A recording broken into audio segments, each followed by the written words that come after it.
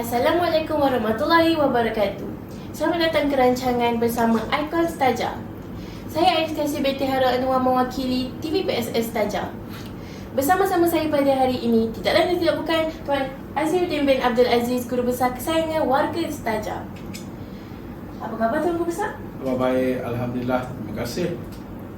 Terima kasih atas kesudian Tuan Guru Besar untuk ditemu ramai pada hari ini. Sebelum itu, tahniah diucapkan atas pencapaian Tuan Guru Besar dalam pengangkap sepanjang 2022. Baiklah, boleh Tuan Guru Besar ceritakan sedikit tentang latar belakang Tuan Guru Besar? Okey, saya dilahirkan pada 30 April 1971 di Hospital Tampin, Negeri Sembilan. Okey, saya mempunyai 4 orang adik-beradik. Saya merupakan anak yang sulung. Okey, hanya dilahirkan di Tampin, Negeri Sembilan, tapi saya dibesarkan di Kuala Lumpur.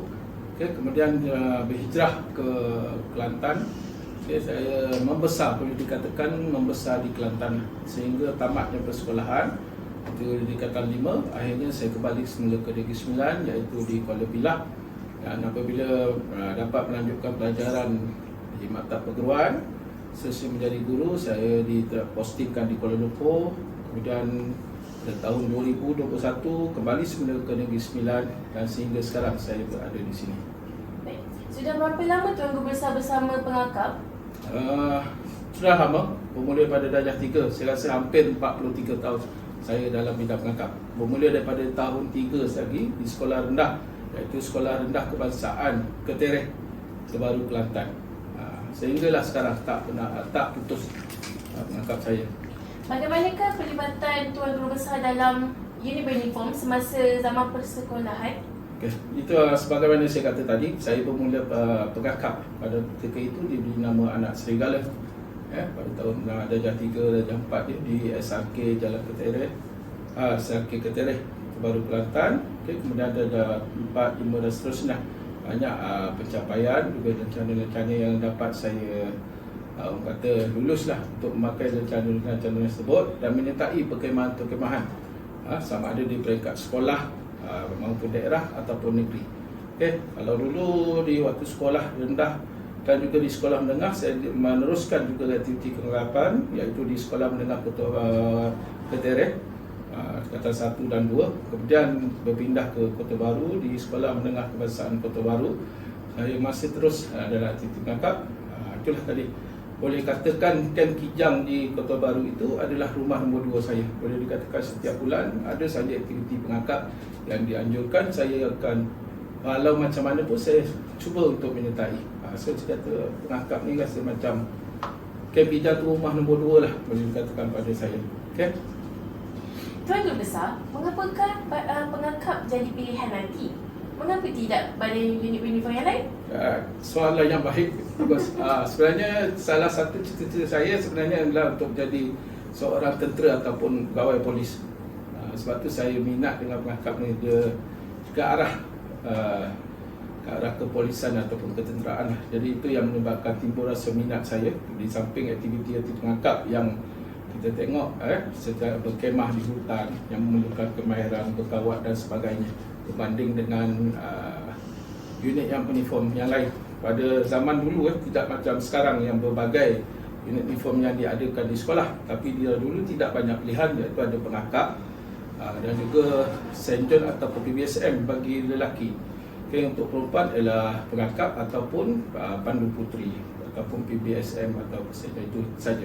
Jadi saya amat mengerti pengangkap kerana dia, sebagai yang saya kata tadi, lebih terarah pada kepolisan dan ketenteraan. Di hadapan kita ada rencana pingat dan anugerah milik Tuan Guru Besar. Tuan Guru Besar boleh ceritakan sedikit tentang pingat dan anugerah ni? Ini adalah koleksi pingat di mana saya perolehi. Bermula saya sebagai penolong pemimpin pada tahun saya memulakan sebagai penolong pemimpin pengangkap di Sekolah Rendah Kebangsaan Jalan Padang Tembak 1 Kuala Lumpur.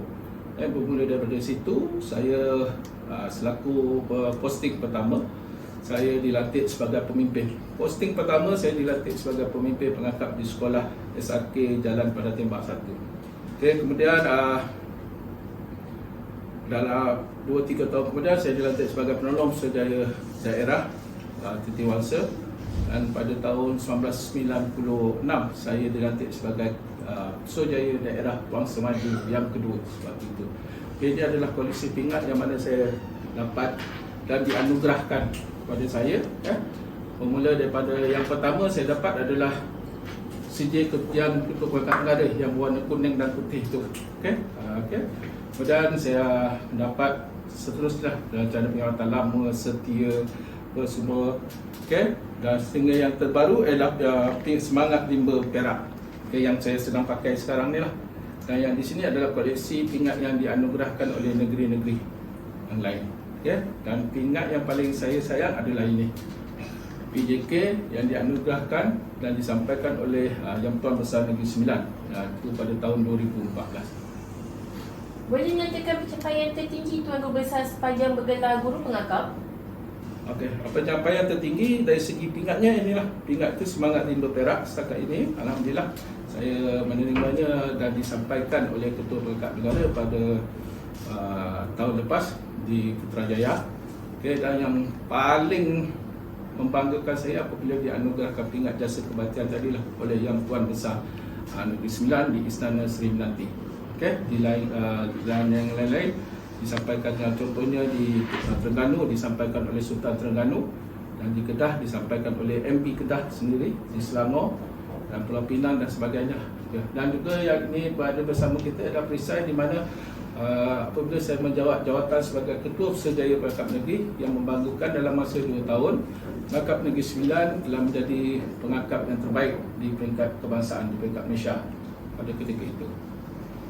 Boleh Tuan kongsikan sedikit pengalaman yang paling terkesan kepada Tuan sepanjang bergelar pengakap?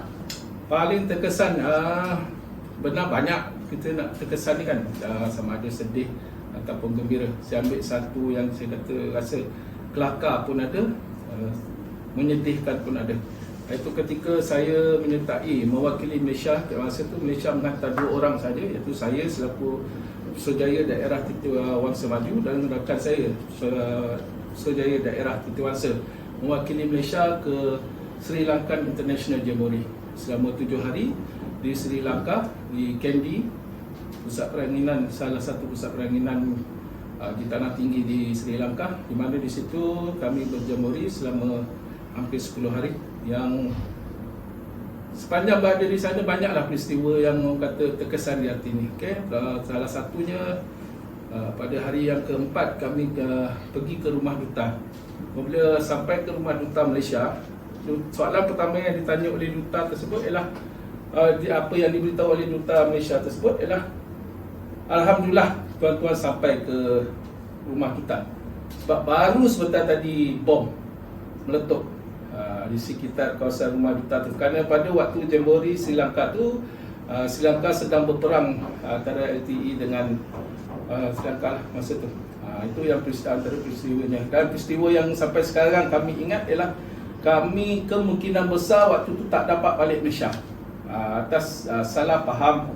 Kerana waktu tu apabila hari terakhir, apabila kita tanya pada license officer adakah perlu lagi mata wang Sri Lanka, kita diberi maklumat tak ada apa lagi, di airport tiada bayaran apa lagi. Namun begitu apabila sampai di airport, rupanya kita terpaksa membayar cukai. Cukai itu tak banyak, dalam berapa belas ringgit saja. Duit Malaysia kita ada, tapi duit Sri Lanka masa tu kita tak ada. Jadi kami 2 orang ni dah tak tahu nak buat apa. Sebab masa tu duit Malaysia ni payah, tidak bernilai waktu ketika itu untuk ditukarkan pada Sri Lanka lah. Rakyat biasa kalau kita nak mohon, nak minta bantuan ke apa, semua tak. Jadi dah kerisauan masa tu. Bayangkan waktu tu dah terlalu risau dapat balik ke tidak ke Malaysia, sehingga tanpa sedar kami merokok dalam airport, sehingga ditegur oleh pengawal semualah. Tapi dalam keadaan kerisauan, memikirkan boleh balik ke tidak dengan keadaan Sri Lanka yang berperang waktu itu, macam-macam lah berfikir. Namun begitu Allah menunjuk jalan. Kami ke kaunter, kalau tak silap saya Singapore Airlines kalau tak salah. Dalam di kaunter tersebut ada seorang pramugari, dia adalah orang Malaysia dan dia ada duit Malaysia masa itu. Jadi kami tukar duit, kami mohon dia sebaik dia untuk memberi bantuan untuk kami bagi duit Malaysia, dia bagi duit Sri Lanka pada kami untuk membayar, menjelaskan cukai airport pada ketika itu. Itulah peristiwa yang terkesan sehingga sekarang masih diingatlah. Kalau saya berjumpa dengan rakan saya tu, kalau bercerita bab itu, kadang-kadang gelak pun ada, sedih pun ada waktu tu. Right. Selaku Ketua Pesuruhjaya Negeri Sembilan Pengakap, apakah peranan dan tanggungjawab bagi Tuan Guru Besar? Selaku ketua, walaupun di mana-mana organisasi, kita perlu memastikan organisasi yang kita kendalikan itu atau ketua itu akan mencapai matlamat. Apa matlamat yang hendak kita capaikan? So kita buat ketetapan sebagaimana yang kita tetapkan, itu untuk Pengakap Negeri Sembilan. Kita target pada tahun 2025 Pengakap Negeri Sembilan adalah pengakap yang paling unggul sekali di Malaysia. Okay? Dan kerana pada tahun 2025 Negeri Sembilan juga akan menyambut 100 tahun gerakan pengakap di Negeri Sembilan. Seterusnya, Tuan Guru Besar, apakah harapan dan KPI terhadap ahli-ahli pengakap seluruh Negeri Sembilan? Alright, itu saya kata tadi, apabila kita mengetahui satu generasi, kita dah ada KPI ataupun ketetapan apa yang nak dibuat. Okay? Untuk menjadi kita unggul di Malaysia pada tahun 2005, perlu untuk ahli-ahli pengakap kita dipersiapkan dan dianugerahkan dengan apa anugerah yang ada. Contohnya bagi pengakap kanak-kanak ialah anugerah rambu pengakap kanak-kanak. So kita merancang dan sedang menjalankan untuk pengakap kanak-kanak untuk mendapat rambu pengakap kanak ataupun dikenali sebagai rambu Ketua Pesuruhjaya Pengakap Negeri. Okay, untuk sekolah menengah, anugerah pengakap rambu pengakap muda, iaitu anugerah Ketua Pesuruhjaya Pengakap Negara. Dan untuk pengakap remaja tingkatan 3, 4 dan 5, anugerah rambu Ketua Pesuruhjaya Negara. Okay? Dan akhirnya mereka akan dianugerahkan dengan sijil pengakap raja yang hanya boleh disampaikan oleh Yang Tuan Agong, Sultan-Sultan, Raja, Yang Tuan Besar ataupun Ketua Menteri sahaja. Tuan Guru Besar, buat ahli-ahli pengakap khasnya, bagaimana aktiviti-aktiviti pengakap yang ada kalanya mencabar ini memberi impak terhadap masa yang akan datang? Sebagaimana kita tahu aktiviti pengakap ni lebih kepada orang kata skill dan juga ketahanan diri. Kerana kita biasa di berkemah, mana di situ secara tidak langsung memupuk keyakinan diri, sifat keberanian, sifat kerjasama, dan juga kemahiran-kemahiran yang kita sampaikan sekarang. Walaupun kita ada silibus yang tertentu, tapi kita menyesuaikan dengan keadaan semasa. Contohnya kita membawa elemen-elemen yang apa anak-anak muda sekarang minat untuk kita serapkan dalam pengakap seiring dengan skema pengakap yang telah ditetapkan. Jadi kita mempersiapkan anak-anak muda kita ini untuk menghadapi zaman revolusi RI 4.0, 5.0 ini. InsyaAllah. Kita hampir sampai ke hujung berbicara. Sedikit ucapan dan kata-kata semangat dari Guru Besar untuk guru-guru pengakap, ahli-ahli pengakap dan para penonton. Untuk guru-guru pengakap, terutamanya cikgu guru staja, pemimpin pengakap di staja ini, saya harap rakan-rakan guru dapat mempertingkatkan ilmu, hadiri kursus supaya ilmu kita sentiasa bertambah dan up to date dan sesuai dengan perubahan zaman yang ada ini. Pada ada anak pengakap, diharapkan merebutlah peluang kemahiran yang ada pada cikgu-cikgu dan dengan peluang yang ada supaya mencapai anugerah yang tertinggi, iaitu anugerah rambu pengakap kanak-kanak. Terima kasih sekali lagi Tuan Guru Besar kerana sudi meluangkan masa untuk bersama-sama TV PSS Tajam. Semoga Tuan Guru Besar terus berjaya dalam tugas sebagai pendidik dan dalam berpengakap. Terima kasih. Buat rakan-rakan yang menonton rancangan ini, diharapkan rakan-rakan menganggap akan mendapat sedikit pengalaman dan sedikit semangat dalam badan beruniform pengakap khasnya dan badan beruniform lain khususnya. Sehingga kita berjumpa lagi. #Staja Unggul di Mercu. Salam pengakap. Assalamualaikum warahmatullahi wabarakatuh. Terima kasih.